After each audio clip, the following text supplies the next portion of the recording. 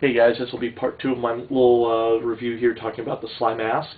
I talked about some of the stuff you get with it in the first part and some of the features. Talking a little bit more now about the mask here. Again, take it apart, show you some of the parts. I'm sure some people have seen videos showing this, but it's just going to take my time doing this and showing you some of the neat things to it. So I've talked about the double straps, and I've talked about on the bottom of each buckle there's a little tab here. And on the inside there's the latch for opening it up. I'm going to go on ahead and just use a screwdriver, regular flathead screwdriver, so I can do this quick and easy.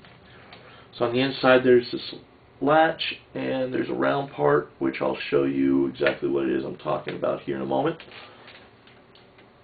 But it helps to lock this in so that you don't have to worry about your mask coming undone, which when you're wearing it, in all honesty, I mean, the Angel Eyes, they made that big deal about this thing here saying, oh yeah, well you can't, as long as the mask is on, it won't come undone, so your lens won't pop out. Well, this isn't going to happen with most any other masks out there. So anyway, I've gone on ahead, I've undone my latches, the lock on the latch. I just pop them out, and it's pretty simple, pretty easy. See if I can't get that out of the way so I can show you guys here. Here's the latch, it's unlocked. Pop it.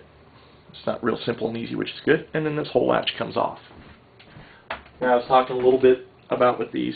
There's a round piece. You can hopefully see this okay. There's a lock and then an unlock thing. As this is on the unlock. When you turn it 90 degrees, it'll be up and down. It'll be locked. It will keep this latch from popping open. The latch itself, I mean, there's a hole there. It's oval. It has the recesses in there so that this will fit in. And this just turns pretty easy. I'm using my finger right there. It just turns to do this. Okay. So with the latches off, you can then take the earpieces off. And it has this stuff. When you put the latch on, I'll show you here. When your latch is on the mask, latches up. It goes and sits on here, right?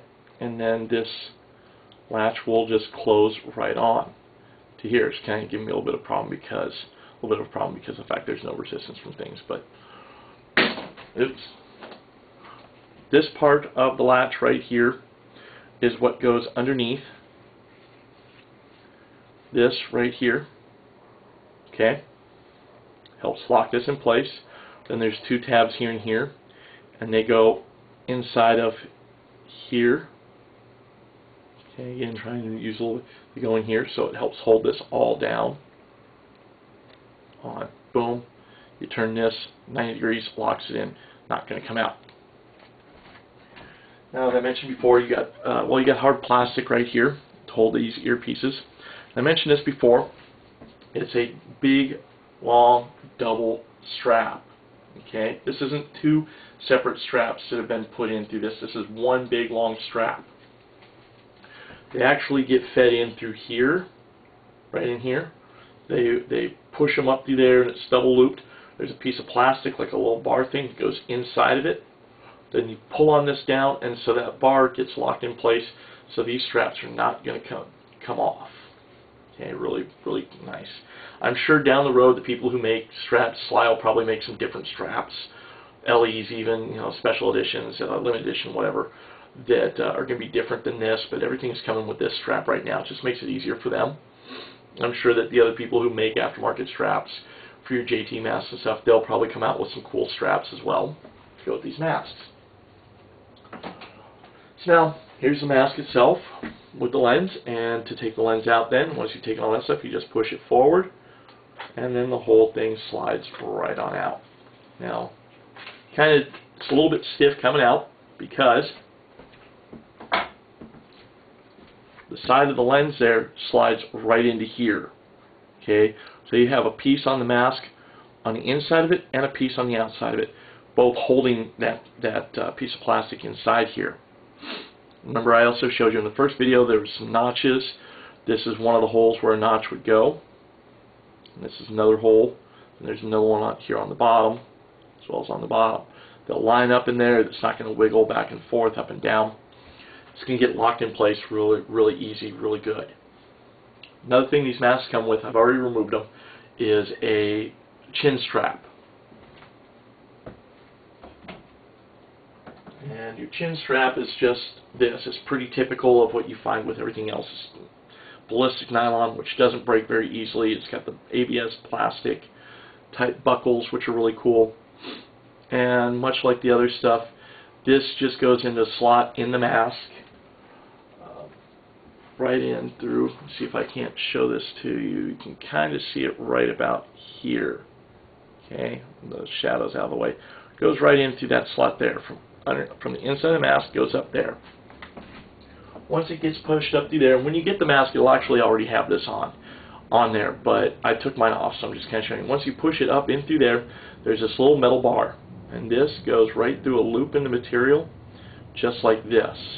Then when it gets pulled down, there's recesses in the notch, so it holds this. So this isn't going to come out.